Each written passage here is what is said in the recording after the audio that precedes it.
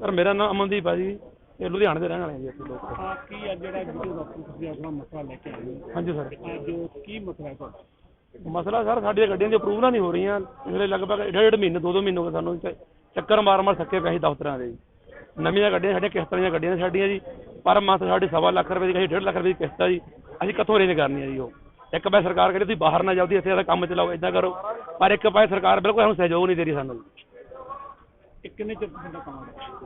लगभग पिछले महीने डेढ़ महीने तो परेशान है जी। असीं चक्कर मार दफ्तर 4 बारी मैडम मिल चुके हैं, लिस्टां दे चुके हैं, क्लर्कां नाल मिल चुके हैं जी, पर साडी कोई सुनवाई नहीं हो रही। साडी मैडम पुनप्रीत ने अपने इतने इस टाइम RTO साहब ने उन्होंने भी मिले हैं जी, सारे अफसरों में मिल के देख लिया। वो समर्थन की दे रहे हैं, वो तो यही गल कह रहे तुम लिस्ट दे दो जी, 5-4 दिन का समा लगूगा जी, साड़ियाँ प्रॉब्लम ने जी आई वो अदा सानू लारा ला के बस मिठिया गल्लां कह के सानू तोड़ देंगे सानू। हाँ जी सर, हर बार यही गल हो रही है साडे। सर असीं 3-4 बारी चक्कर मार चुके हैं पहला भी। हाँ जी हाँ जी, कोई नहीं सर, बिल्कुल नहीं सर, साडा काम हो ही नहीं रहा जी कोई नहीं। ਅਸੀਂ ਤਾਂ ਸਰ ਇਹੀ ਕਹਿੰਦੇ ਵੀ ਸਾਡਾ ਕੰਮ ਕਰੋ, ਸਾਡੇ ਅਸੀਂ ਗੱਡੀਆਂ ਪਾਈਆਂ ਨੇ, ਅਸੀਂ ਕਿਸ਼ਤਾਂ ਭਰਨੀਆਂ ਨੇ ਉਹਨਾਂ ਦੀਆਂ, ਸਾਡੇ ਪੇਪਰ ਸਾਡੇ ਓਕੇ ਕਰਕੇ ਸਾਨੂੰ ਦਿਓ, ਅਸੀਂ ਇਹਦਾ ਕੰਮ ਕਰੀਏ ਜੀ। ਸਾਡੇ ਕੋਲ ਮੈਨਾਂ ਸਮਾਂ ਕਿੱਥੇ ਆ ਜੀ, ਅਸੀਂ ਸਾਡੇ ਆਪਦੇ ਕੰਮ ਕਰ ਪਾਓ। ਸਾਨੂੰ ਚੱਕਰ ਮਾਰਨੇ ਪੈਣੇ ਸਾਨੂੰ ਦਫ਼ਤਰਾਂ 'ਚ ਸਾਨੂੰ ਜੀ। ਹੁਣ ਅਸੀਂ ਆਪਦੇ ਕੰਮ ਸਾਰੇ ਛੱਡ ਕੇ ਇੱਥੇ ਬੈਠੇ ਆ ਜੀ। ਆ ਕੇ ਦੱਸੋ, ਅਸੀਂ ਸਰਕਾਰ ਨੂੰ ਵੋਟਾਂ ਪਾਈਆਂ ਸੀਗੀਆਂ ਵੀ ਸਾਡਾ ਕੰਮ ਸਾਡੇ ਟਾਈਮ ਨਾਲ ਹੋਣਗੇ, ਵੀ ਇਹ ਸਰਕਾਰ ਨੂੰ ਮੌਕਾ ਦੇ ਕੇ ਦੇਖਦੇ ਹਾਂ ਇਮਾਨਦਾਰ ਸਰਕਾਰ ਆਊਗੀ, ਸਾਡੇ ਕੰਮ ਹੋਣਗੇ, ਪਰ ਇਹ ਤਾਂ ਜੀ ਉਦੋਂ ਵੀ ਬੇੜਾ ਕਰਕੇ ਹੋ ਗਿਆ, ਉਦੋਂ ਵੀ ਅੱਗੇ ਨਾਲ ਵੀ ਸਾਡਾ ਜੋ ਸਾਡਾ ਕਮਾਈ ਦੇ ਸਾਧਨ ਸਾਡਾ ਖੜੇ ਨੇ ਸਾਡੇ ਜੀ। ਉਹ ਜਿੱਥੋਂ ਹੀ 2 ਪੈਸੇ ਕਮਾਉਣੇ ਨੇ ਸਾਡੇ ਸਾਡੇ ਖੜੇ ਨੇ ਸਾਡੇ ਜੀ। ਮੇਰਾ ਨਾਮ ਕਰਮ ਸਿੰਘ ਹੈ ਜੀ, ਜਗਰਾਉਂ ਤੋਂ ਆ ਜੀ। ਅੱਜ ਜਿਹੜਾ ਕਿ ਤੁਸੀਂ ਮਸਲਾ ਲੈ ਕੇ ਆਏ ਹੋ, ਬੜੇ ਚਿਰ ਦਾ ਤੁਹਾਡਾ ਫੈਸਲਾ ਹੈ ਜਿੱਥੇ ਅਸੀਂ ਡੀਟੂ ਦਫ਼ਤਰ ਵਿੱਚ ਤੁਸੀਂ ਇਹਦਾ ਵਿਰੋਧ ਧਰਨਾ ਲਾਇਆ, ਇਹ ਕੀ ਚੀਜ਼ ਦਾ ਧਰਨਾ ਲੈ ਕੇ? ਜੀ ਮੈਡਮ ਪੂਨਮਪ੍ਰੀਤ ਆ ਜੀ, RTA ਨੇ ਲੁਧਿਆਣਾ ਦੇ, ਇਹਨਾਂ ਦੇ ਖਿਲਾਫ ਅਸੀਂ ਧਰਨਾ ਲਾਇਆ ਜੀ। ਇਹ ਸਾਡੀਆਂ ਅਪਰੂਵਲਾਂ ਗੱਡੀਆਂ ਦੀਆਂ ਪੈਂਡਿੰਗ, ਇਹ ਆਪਦੇ ਕੰਪਿਊਟਰ 'ਚ ਓਕੇ ਨਹੀਂ ਕਰਦੇ ਜੀ, ਉਹ ਸਾਡੀਆਂ ਪੈਂਡਿੰਗ ਹੀ ਚੱਲੀ ਜਾ ਰਹੀਆਂ 2 ਮਹੀਨੇ ਤੋਂ, ਨਾ ਸਾਡਾ ਕੋਈ ਡਾਕੂਮੈਂਟ ਅਪਲੋਡ ਹੋ ਰਿਹਾ ਜੀ ਇੱਧਰ। ਉਹ ਜਦੋਂ ਪੇਪਰ ਸਾਡੇ ਪੈਂਡਿੰਗ ਰਹਿ ਜਾਂਦੇ ਆ ਜੀ, ਫਿਰ ਸਾਡੀਆਂ ਗੱਡੀਆਂ ਨਹੀਂ ਚੱਲ ਪਾਉਂਦੀਆਂ ਜੀ ਇਹਦੇ ਨਾਲ। ਕਿੰਨੇ ਚਿਰ ਤੋਂ ਇਹ 2 ਮਹੀਨੇ ਤੋਂ ਆ ਜੀ। ਤੁਸੀਂ ਪਹਿਲਾਂ ਇਹਨਾਂ ਤੱਕ ਪਹੁੰਚ ਕੀਤੀ? ਹਾਂਜੀ 2 ਵਾਰ ਮਿਲ ਕੇ ਗਏ ਆ ਜੀ। ਮੈਡਮ ਕਹਿ ਦਿੰਦੇ ਆ ਬਾਹਰ ਕਾਊਂਟਰ ਤੇ ਪੇਪਰ ਦੇ ਦਿਓ, ਹੈਲਪ ਡੈਸਕ ਤੇ ਲਿਸਟ ਦੇ ਦਿਓ, ਅਸੀਂ ਕਰ ਦਿੰਦੇ ਹਾਂ। ਅਸੀਂ ਉੱਥੇ 2 ਵਾਰ ਲਿਸਟ ਦਿੱਤੀ, ਕੋਈ ਸਾਡਾ ਕੰਮ ਨਹੀਂ ਹੋਇਆ, ਕੋਈ ਸੁਣਵਾਈ ਨਹੀਂ ਹੋਈ। ਅੱਜ ਵੀ ਮੈਡਮ ਨੂੰ ਮਿਲਿਆ, ਉਹ ਕਹਿੰਦੇ 1 ਹਫ਼ਤੇ ਦਾ ਟਾਈਮ ਦੇ ਦਿਓ ਜੀ। ਇਹਦੇ 'ਚ ਹੁਣ ਹਫ਼ਤਾ ਕਰਕੇ 2-3 ਵਾਰ ਆਈ, ਸਾਡਾ ਮਹੀਨਾ ਵੇਸਟ ਹੋ ਗਿਆ ਜੀ। ਅੱਗੇ ਹੁਣ ਸਾਡੀ 6000 ਰੁਪਇਆ ਪਰ ਮੰਥ ਇੱਕ ਗੱਡੀ ਦੀ ਦਿਹਾੜੀ, ਪਰ ਦਿਹਾੜੀ ਦੀ ਕਿਸ਼ਤ ਹੈ ਸਾਡੀ ਜੀ, 1.5 ਲੱਖ ਰੁਪਇਆ ਪਰ ਮੰਥ ਅਸੀਂ ਦਿੰਦੇ ਆ ਜੀ ਗੱਡੀ। ਕਿਸ਼ਤ ਦੇ ਰਹੇ ਹਾਂ ਗੱਡੀ। ਕਿੰਨੇ ਕੁ ਬੰਦਿਆਂ ਦੇ ਪੈਂਟਿੰਗ ਜਿਹੜਾ ਕੰਮ ਰਿਹਾ? ਜਿੰਨੇ ਵੀਰ ਖੜੇ ਆ ਜੀ ਸਾਰਿਆਂ ਦੀਆਂ ਗੱਡੀਆਂ ਦਾ ਪੈਂਡਿੰਗ ਹੀ ਆ ਜੀ ਕੰਮ। ਇਸ ਤੋਂ ਇਲਾਵਾ ਹੋਰ ਬਹੁਤ ਗੱਡੀ ਹੈ ਜੀ। ਇਸ ਤੋਂ ਇਲਾਵਾ ਬਹੁਤ ਅੱਜ ਖੰਨਾ, ਰਾਏਕੋਟ, ਅਹਿਮਦਗੜ੍ਹ, ਜਗਰਾਓਂ, ਪਾਇਲ, ਅਸੀਂ ਸਾਰੀ ਜਗ੍ਹਾ ਤੋਂ ਜੀ ਸਾਰੇ ਵੀਰ ਇਕੱਠੇ ਹੋ ਕੇ ਅੱਜ ਟਰਾਂਸਪੋਰਟਰ ਵੀਰ ਧਰਨਾ ਲਾਇਆ ਜੀ।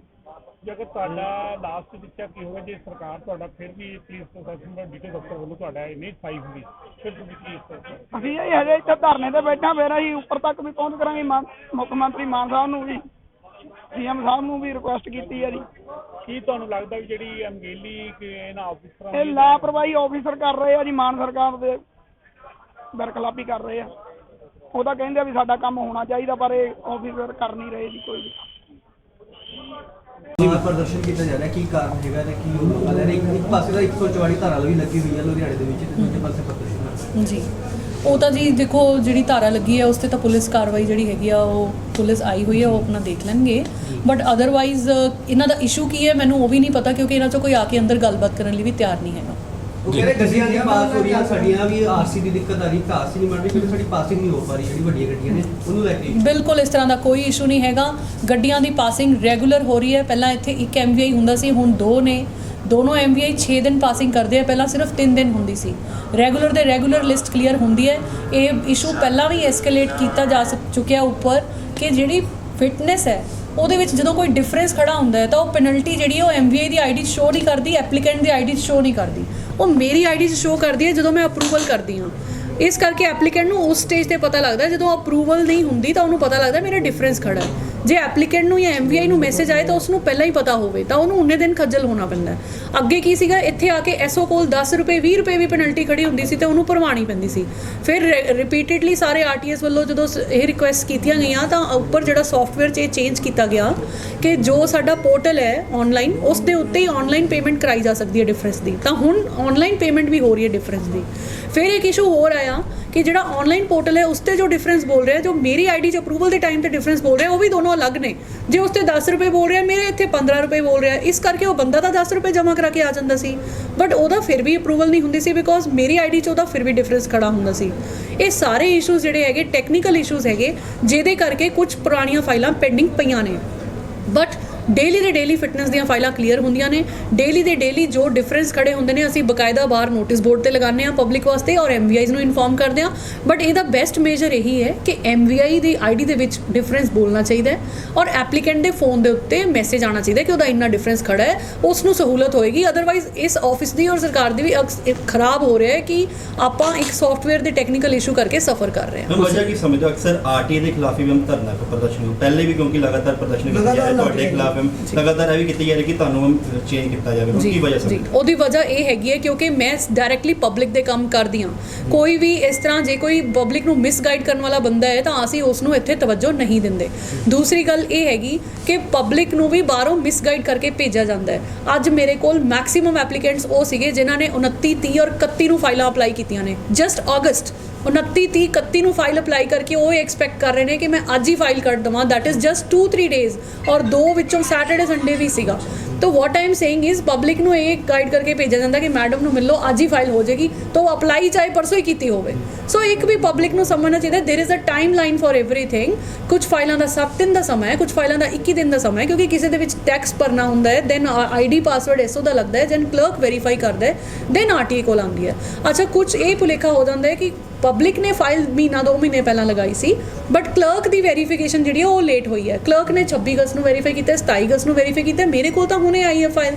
ਸੋ ਦੋਜ਼ ਕਾਈਂਡ ਆਫ ਅੱਜ ਐਪਲੀਕੇਸ਼ਨ ਸੀਗੀਆਂ, ਬਕਾਇਦਾ ਪਬਲਿਕ ਨੂੰ ਸਮਝਾ ਕੇ ਭੇਜਿਆ ਹੈਗਾ ਕਿ ਮਿਸਗਾਈਡ ਨਾ ਹੋਵੋ, ਆਫਿਸ ਤੇ ਟਰਸਟ ਰੱਖੋ, ਤੁਹਾਨੂੰ ਇੱਥੇ ਆਉਣ ਦੀ ਲੋੜ ਨਹੀਂ, ਤੁਹਾਡੇ ਘਰੇ ਬੈਠੀਆਂ ਫਾਈਲਾਂ ਅਪਰੂਵ ਹੋ ਰਹੀਆਂ। ਮੈਂ ਦੱਸਣਾ ਚਾਹੂੰਗੀ ਕਿ 2 IDs ਹੁੰਦੀਆਂ ਸਾਡੀਆਂ, ਸਾਰਥੀ ਐਂਡ ਵਾਹਨ। ਸਾਰਥੀ ਡਰਾਈਵਿੰਗ ਲਾਇਸੈਂਸ ਵਾਸਤੇ ਹੁੰਦੀ ਹੈ, ਵਾਹਨ ਜਿਹੜੀ ਹੈ ਉਹ RCs, NOCs, permits and other ਜਿਹੜੇ ਵਹੀਕਲ ਰਿਲੇਟਡ ਹੁੰਦੇ ਨੇ ਕੰਮ, ਉਹਨਾਂ ਵਾਸਤੇ ਹੁੰਦੀ ਹੈ। ਮੇਰੀ ਸਾਰਥੀ ਦੀ ID ਜਿਹਦੇ 'ਚ ਡਰਾਈਵਿੰਗ ਲਾਇਸੈਂਸ ਹੁੰਦੇ ਨੇ ਉਹ 30 ਅਗਸਤ ਤੱਕ ਖਾਲੀ ਹੈ, 30 ਅਗਸਤ ਤੱਕ ਕਲੀਅਰ ਹੈ। 30 ਅਗਸਤ ਤੱਕ ਜਿੰਨੀਆਂ ਵੀ ਐਪਲੀਕੇਸ਼ਨਸ ਆਈਆਂ ਸੀ, ਲਾਸਟ 2 ਡੇਜ਼ ਦੀਆਂ ਐਪਲੀਕੇਸ਼ਨਸ ਜਿਹੜੀਆਂ ਨੇ ਉਹ ਹੁਣ ਪ੍ਰੋਸੈਸ ਹੋ ਰਹੀਆਂ ਨੇ। ਦੈਟ ਮੀਨਸ ਕਿਉਂਕਿ ਇਹ ਵੀ ਦੇਖੋ ਕਿ ਵਰਕਲੋਡ ਇਸ ਜ਼ਿਲ੍ਹੇ ਦਾ ਇੰਨਾ ਹੈਗਾ ਕਿ 500 ਫਾਈਲ ਡੇਲੀ ਆਉਂਦੀ ਹੈ ਲਾਇਸੈਂਸ ਦੀ, 500 ਆਰਸੀ ਦੀ। ਵੈਨ ਆਈ ਜੁਆਇੰਡ ਤਾਂ ਪਿਛਲੀ 1.5 ਸਾਲ ਦੀ ਪੈਂਡੈਂਸੀ ਸੀਗੀ, 15-16 ਹਜ਼ਾਰ ਫਾਈਲਾਂ ਆਰਸੀ ਦੀਆਂ ਔਰ ਡੀਐਲ ਦੀਆਂ ਸੀਗੀਆਂ ਜੋ ਕਿ ਕਲੀਅਰ ਕੀਤੀਆਂ ਗਈਆਂ। ਪਹਿਲਾਂ ਉਹਨਾਂ ਨੂੰ ਵੀ ਕਰਨ ਨੂੰ ਟਾਈਮ ਲੱਗਾ ਬਿਕੋਜ਼ ਡੇਲੀ ਕੰਪਿਊਟਰ ਤੇ ਹਿਊਮੇਨਲੀ ਪੋਸੀਬਲ ਨਹੀਂ ਹੈ ਕਿ 500 ਤੋਂ ਵੱਧ ਫਾਈਲ ਕੱਢੀ ਜਾ ਸਕੇ, ਬਿਕੋਜ਼ ਇੱਕ ਫਾਈਲ ਨੂੰ 2-3 ਮਿੰਟ ਲੱਗ ਜਾਂਦੇ ਨੇ। ਤਾਂ ਉਹਨਾਂ ਜਿਹੜਾ ਹੈਗਾ ਪ੍ਰੋਸੈਸਿੰਗ ਪੁਰਾਣੀਆਂ ਫਾਈਲਾਂ ਦੀ ਵੀ ਚੱਲਦੀ ਰਹੀ ਔਰ ਨਵੀਆਂ ਦੀ ਵੀ ਨਾਲ ਚੱਲਦੀ ਰਹੀ। ਔਰ ਇਹ ਮਤਲਬ ਐਵਰੀਬਡੀ ਨੋਜ਼ ਕਿ ਆਈਡੀ ਦੀ ਰਿਪੋਰਟ ਤੱਕ ਕਿਤੇ ਵੀ ਕੱਢੀ ਜਾ ਸਕਦੀ ਆ, ਹੈੱਡ ਆਫਿਸ ਤੋਂ ਵੀ ਲਈ ਜਾ ਸਕਦੀ ਹੈ। So I can not say what is not truth. So 30 ਤਰੀਕ ਤੱਕ ਮੇਰੀ ਡੀਐਲ ਜਿਹੜੀ ਹੈ ਖਾਲੀ ਹੈ, 2 ਦਿਨ ਦੀ ਜਿਹੜੀ ਹੈਗੀ ਹੈ that I am doing. And RCs ਦੇ ਵਿੱਚੋਂ ਇਹਦੇ ਫਿਟਨੈਸ ਜਿਹੜੀ ਹੈ ਡੇਲੀ ਦੀ ਡੇਲੀ ਲਿਸਟ ਖਾਲੀ ਹੈ, ਟੈਕਸ ਜਿਹੜੀ ਹੈ ਨਿਲ ਹੈ, ਐਨਓਸੀ ਨਿਲ ਹੈ, ਪਰਮਿਟ ਨਿਲ ਹੈ, depending on how much work the clerks have done. ਉਸ ਤੋਂ ਬਾਅਦ ਜਿਹੜੀ ਨਿਊ ਆਰਸੀਜ਼ ਹੈ that will also be completed in 3-4 days. Within this week ਜਿਹੜੀ ਹੈਗੀ ਹੈ ਸਾਰੀ ਆਈਡੀ ਡਿਪੈਂਡੈਂਸੀ ਜਿਹੜੀ ਹੈਗੀ ਆ ਉਹ ਕਲੀਅਰ ਹੋ ਜਾਏਗੀ। ਮੈਡਮ ਜਿਹੜਾ ਏਜੰਟਾਂ ਦਾ ਬੋਲ ਵਾਲਾ ਬਾਹਰ ਉਹਨਾਂ ਦਾ ਕੀ ਹਾਲ ਹੈ ਜੀ? ਕਿਉਂਕਿ ਆਮ ਤੌਰ ਤੇ ਜਿਹੜੇ ਪਬਲਿਕ ਆਂਦੀ ਉਹਨਾਂ ਨੂੰ ਕੁਝ ਨਹੀਂ ਪਤਾ ਹੁੰਦਾ, ਜੋ ਉਹਨਾਂ ਨੂੰ ਬਾਹਰ ਮਿਲਦੇ ਲੋਕ ਉਹਨਾਂ ਠੱਗੇ ਸ਼ਿਕਾਰ ਹੋ ਜਾਂਦੇ ਨੇ। ਇਹ ਤਾਂ ਮੈਂ ਅਗੇਨ ਜਿਵੇਂ ਅਸੀਂ ਕਹਿੰਦੇ ਆ ਨਾ, ਜਾਗੋ ਗ੍ਰਾਹਕ ਜਾਗੋ, ਤਾਂ ਪਬਲਿਕ ਨੂੰ ਮੈਂ ਇੱਕ ਅਪੀਲ ਕਰਨਾ ਚਾਹੂੰਗੀ, ਉਹਨਾਂ ਦੇ ਹੱਥ ਮਿਸਗਾਈਡ ਨਾ ਹੋਵੋ। ਤੁਹਾਡੇ ਕੋਲ 2 ਰਸਤੇ ਨੇ ਫਾਈਲ ਅਪਲਾਈ ਕਰਨ ਦੇ। ਜੇ ਤੁਸੀਂ ਪੜ੍ਹੇ ਲਿਖੇ ਹੋ ਤਾਂ it is a very simple portal, online ਜਾਓ, ਐਪਲੀਕੇਸ਼ਨ ਉਹਦੇ ਤੇ ਜਨਰੇਟ ਕਰਾਓ, ਔਰ ਫਿਰ ਵੀ ਨਹੀਂ ਸਮਝ ਆਏ ਤਾਂ ਇੱਥੇ ਆਫਿਸ ਦੇ ਵਿੱਚ ਹੈਲਪ ਡੈਸਕ ਬਣਿਆ, ਉੱਥੇ ਆ ਕੇ ਪੁੱਛ ਲਓ। ਔਰ ਸੈਕਿੰਡ ਤਰੀਕਾ ਸੇਵਾ ਕੇਂਦਰ ਦੇ ਵਿੱਚ ਸਾਰੇ ਜਿਹੜੇ ਲਾਇਸੈਂਸ ਔਰ ਇਹਦੇ ਨਾਲ ਰਿਲੇਟਡ ਜਿਹੜੀਆਂ ਸਰਵਿਸਿਜ਼ ਨੇ ਉਹਨਾਂ ਦੇ ਬਾਰੇ ਉੱਥੋਂ ਜਾਣਕਾਰੀ ਵੀ ਲਈ ਜਾ ਸਕਦੀ ਹੈ, ਅਪਲਾਈ ਵੀ ਉੱਥੇ ਕੀਤਾ ਜਾ ਸਕਦਾ ਹੈ। ਸੋ ਇਹ ਬਾਹਰ ਜਿਹੜਾ ਹੈਗਾ ਇੱਕ ਸ਼ਾਰਟਕਟ ਮੈਥਡ ਜਿਹੜਾ ਅਸੀਂ ਬਣਾ ਲਿਆ ਹੈ ਕਿ ਕਿਸੇ ਨੂੰ ਏਜੰਟ ਦੇ ਥਰੂ ਆਪਾਂ ਕੰਮ ਕਰਾ ਲਈਏ, that is a shortcut method. ਉਹ ਖੁਦ ਵੀ ਉੱਥੇ ਖੱਜਲ ਹੁੰਦੇ ਨੇ। ਮੇਰੇ ਕੋਲ ਇੱਦਾਂ ਦੇ ਲੋਕ ਆਏ ਨੇ ਖੱਜਲ ਹੋ ਕੇ ਕਿ ਜੀ ਅਸੀਂ ਇੰਨਾ ਕੁਝ ਉਹਨਾਂ ਨੂੰ ਦੇ ਚੁੱਕੇ ਐਂਡ ਹੁਣ ਤੱਕ ਸਾਡਾ ਨਹੀਂ ਹੋਇਆ। ਮੈਂ ਉਹਨਾਂ ਨੂੰ ਕਿਹਾ ਕਿ ਤੁਹਾਡਾ ਤੇ ਮਸਲਾ ਮੋਡੀਫਿਕੇਸ਼ਨ ਤੇ ਅੜਿਆ ਸੀ, ਤੁਹਾਨੂੰ ਉਹਨੇ ਗਾਈਡ ਹੀ ਨਹੀਂ ਕੀਤਾ ਕਿ ਮੋਡੀਫਿਕੇਸ਼ਨ ਕਰਾਉਣੀ ਸੀ ਪਹਿਲਾਂ। ਤੁਸੀਂ ਅਜਿਹੇ ਵਿਅਕਤੀਆਂ ਖਿਲਾਫ ਕੁਝ ਕਾਰਵਾਈ ਕਰਵਾ ਰਹੇ ਹੋ? ਜੇ ਸਾਡੇ ਨੋਟਿਸ ਦੇ ਵਿੱਚ ਕੋਈ ਆਏ ਤਾਂ ਅਸੀਂ ਕਰਾਉਂਦੇ ਹਾਂ। ਦਫ਼ਤਰ ਦੇ ਵਿੱਚ ਸਟ੍ਰਿਕਟਲੀ ਅਲਾਉਡ ਨਹੀਂ ਹੈ ਕੋਈ ਵੀ ਇਸ ਤਰ੍ਹਾਂ ਦਾ ਮਿਸਕ੍ਰੀਐਂਟ ਕੋਈ ਇੱਥੇ ਰਵੇ ਔਰ ਪਬਲਿਕ ਨੂੰ ਮਿਸਗਾਈਡ ਕਰੇ। ਜੈਨੂਇਨ ਕੰਮ ਅਸੀਂ ਕੋਈ ਨਹੀਂ ਰੋਕ ਰਹੇ, ਵੋਲੰਟਰੀਲੀ ਜਾਂ ਇੰਟੈਂਸ਼ਨਲੀ ਕਿਸੇ ਦਾ ਵੀ ਕੋਈ ਫਾਈਲ ਰੋਕੀ ਨਹੀਂ ਹੋਈ। ਸਾਰੀਆਂ ਜਿਹੜੀਆਂ ਹੈਗੀਆਂ ਉਹ ਪ੍ਰਾਇੋਰਟੀ ਤੇ ਕਲੀਅਰ ਹੋ ਰਹੀਆਂ ਨੇ ਔਰ ਇਸ ਵੀਕ ਦੇ ਵਿੱਚ ਬਾਕੀ ਵੀ ਬਚੀ ਹੋਈ ਪੈਂਡੈਂਸੀ ਜਿਹੜੀ ਹੈ ਉਹ ਕਲੀਅਰ ਹੋਏਗੀ। ਅਗੇਨ ਇਹ ਵੀ ਦੱਸਣਾ ਚਾਹੂੰਗੀ 30 ਤਰੀਕ ਤੋਂ ਸਾਡੀ ਸਾਰੀ ਕਲੀਅਰ ਹੈ, ਬਾਅਦ ਜੁਲਾਈ ਤੱਕ ਦੇ ਵੀ ਬੰਦੇ ਖੜੇ ਸੀ ਵੀ ਜੁਲਾਈ ਤੱਕ ਦੀ ਉਹਨਾਂ ਦੀ ਲਰਨਿੰਗ ਦੀ ਕਲੀਅਰ ਨਹੀਂ ਹੋਈ ਕਿ ਇਹਦੀ ਗੱਡੀ ਬਲੈਕ ਲਿਸਟਡ ਹੈ। ਨਹੀਂ, ਗੱਡੀ ਦੀ ਗੱਲ ਨਾ ਕਰੋ, ਮੈਂ ਲਾਇਸੈਂਸ ਦੀ ਗੱਲ ਕਰ ਰਹੀ ਸੀ। ਬਲੈਕ ਲਿਸਟਡ ਦੀ ਵੀ ਮੈਂ ਦੱਸਦੀ ਹਾਂ ਤੁਹਾਨੂੰ, ਸਾਰੇ ਪੁਆਇੰਟਸ ਇੱਕ ਇੱਕ ਕਰਕੇ ਕਵਰ ਕਰਦੇ ਹਾਂ। ਜਿਹੜੀ ਤੁਹਾਡੀ ਲਾਇਸੈਂਸ ਹੈ, ਜੇਕਰ ਕੋਈ ਪੁਰਾਣਾ ਜਿਹੜਾ ਨਹੀਂ ਹੋਇਆ ਹੈਗਾ ਤਾਂ ਦੇयर ਇਜ਼ ਐਨ ਆਬਜੈਕਸ਼ਨ। ਕਈ ਵਾਰਾਂ ਕੀ ਹੁੰਦਾ ਜਿਹੜਾ ਮੋਹੂਆ ਤੋਂ ਸਰਟੀਫਿਕੇਟ ਲੈਣਾ ਹੁੰਦਾ ਹੈਵੀ ਦਾ, ਉਹ ਐਕਸਪਾਇਰ, ਹਾਂ ਲਰਨਰ ਲਾਇਸੈਂਸ 'ਚ ਵੀ ਆਬਜੈਕਸ਼ਨ ਹੁੰਦੇ। ਲਰਨਰ ਲਾਇਸੈਂਸ ਬਣਾਉਣਾ ਅੱਜ ਕੱਲ੍ਹ ਇੰਨਾ ਸੌਖਾ ਹੈ ਕਿ ਤੁਹਾਨੂੰ ਸੇਵਾ ਕੇਂਦਰ ਵੀ ਜਾਣ ਦੀ ਲੋੜ ਨਹੀਂ, ਬਾਹਰ ਹੀ ਆਧਾਰ ਕਾਰਡ ਜਨਰੇਟਡ ਹੁੰਦਾ ਹੈ, ਕੋਈ ਵੀ ਬਣਾ ਦਿੰਦਾ ਹੈ। ਉਹਦੇ 'ਚ ਆਬਜੈਕਸ਼ਨਸ ਜਿਹੜੇ ਹੈਗੇ ਨੇ ਉਹ ਹੁੰਦੇ ਨੇ। ਤਾਂ ਆਬਜੈਕਸ਼ਨ ਜੋ ਵੀ ਉਹਦੇ 'ਚ ਹੈਗੇ ਨੇ ਉਹ ਅਸੀਂ ਪਬਲਿਕ ਨੂੰ ਦੱਸਣ ਵਾਸਤੇ ਨੋਟਿਸ ਬੋਰਡ ਤੇ ਲਗਾਉਣੇ ਹੁੰਦੇ ਆ। ਬੰਦਾ 4 ਵਾਰੀ ਚੱਕਰ ਲਗਾ ਕੇ ਉਹਨੂੰ ਮੈਂ ਤੁਹਾਨੂੰ ਇਹੀ ਦੱਸਣਾ ਜਾ ਰਹੀ ਹਾਂ ਕਿ ਨੋਟਿਸ ਬੋਰਡ ਤੇ ਰੀਡ ਕਰਨ, ਟਰੈਕ ਤੇ ਨੋਟਿਸ ਬੋਰਡ ਹੈ, ਇੱਥੇ ਨੋਟਿਸ ਬੋਰਡ ਹੈ। ਫਿਰ ਵੀ ਕਿਸੇ ਨੂੰ ਪ੍ਰੋਬਲਮ ਹੈ ਮੇਰੇ ਕੋਲ ਆਵੇ। ਉਹ ਵੀ ਬੰਦਾ ਮੇਰੇ ਕੋਲ ਆ ਕੇ ਕਹਿ ਰਿਹਾ ਮੈਂ 4 ਵਾਰੀ ਆਇਆ, ਜਿਹਨੇ 31 ਤਰੀਕ ਨੂੰ ਅਪਲਾਈ ਕੀਤੀ ਹੈ। ਬਾਹਰ ਆ ਕੇ ਇੱਕ ਨੇ 28 ਨੂੰ ਅਪਲਾਈ ਕੀਤੀ ਹੈ, ਉਹ ਵੀ ਕਹਿ ਰਿਹਾ 4 ਵਾਰੀ। ਬੰਦਾ ਹੈ ਅਪਰੂਵਲ ਲਈ 4 ਗੇੜੇ ਮਾਰ ਚੁੱਕਿਆ, ਸਵੇਰੇ 9:30 ਵਜੇ ਤੋਂ ਲੈ ਕੇ 12:30 ਵਜੇ ਤੱਕ ਇੱਥੇ ਖੜਾ। ਮੇਰੇ ਕੋਲ ਇੱਥੇ 4 ਦੇ ਵਿੱਚੋਂ 3 ਵਾਰੀ ਤੁਹਾਨੂੰ ਮਿਲ ਕੇ ਗਿਆ ਜੀ। ਮਤਲਬ ਹੈਂਡੀਕੈਪ ਨੂੰ ਪਹਿਲਾਂ ਪ੍ਰਾਥਮਿਕਤਾ ਨਹੀਂ ਦਿੱਤੀ। ਬਿਲਕੁਲ ਦਿੱਤੀ ਜਾਂਦੀ ਹੈ, ਬਿਲਕੁਲ ਦਿੱਤੀ ਜਾਂਦੀ ਹੈ। ਕੋਈ ਲੇਡੀ ਬਾਹਰ ਕਿੱਦਾਂ ਬੈਠਾ ਰਹਿ ਨਹੀਂ ਦੇ ਬਿਲਕੁਲ ਦਿੱਤੀ ਜਾਂਦੀ ਹੈ ਜੀ। ਜੇ ਕੋਈ ਹੈਂਡੀਕੈਪਡ ਹੋਏ, ਕਿੱਦਾਂ ਬੈਠਾ ਰਿਹਾ? ਨਹੀਂ ਦੇਖੋ ਉਸ ਨੂੰ ਆਉਣ ਦੀ ਲੋੜ ਨਹੀਂ। ਮੈਨੂੰ ਪਤਾ ਹੈ ਇੱਕ ਮੈਨੂੰ ਮਿਲ ਕੇ ਗਿਆ ਸੀ, ਕੋਈ ਆਬਜੈਕਸ਼ਨ ਸੀ, ਮੈਂ ਉਹਨੂੰ ਕਲੀਅਰ ਕਰਤਾ ਸੀ। ਉਸ ਤੋਂ ਬਾਅਦ ਜੇ ਕੋਈ ਉਹ ਦੁਬਾਰਾ ਆਇਆ ਹੈ ਵਿਦ ਦ ਸੇਮ ਆਬਜੈਕਸ਼ਨ ਤਾਂ ਅਸੀਂ ਉਸ ਨੂੰ ਪ੍ਰੋਪਰਲੀ ਗਾਈਡ ਕਰ ਦਾਂਗੇ, ਨੋ ਇਸ਼ੂ। ਬਟ ਇੱਥੇ it is a very empathetic office ਮੇਰੇ ਵੱਲੋਂ।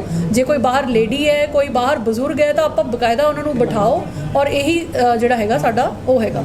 ਹੁਣ ਤੁਹਾਡੀ ਇੱਕ ਗੱਲ ਜਿਹੜੀ ਇਹੀ ਸੀਗੀ ਕਿ ਜਿਹੜੀ ਓਲਡ ਕੋਈ ਐਪਲੀਕੇਸ਼ਨਸ ਹੈ ਤਾਂ ਉਹਨਾਂ ਦੀਆਂ ਆਬਜੈਕਸ਼ਨਸ ਅਸੀਂ ਨੋਟਿਸ ਬੋਰਡ ਤੇ ਲਗਾਉਂਦੇ ਹਾਂ।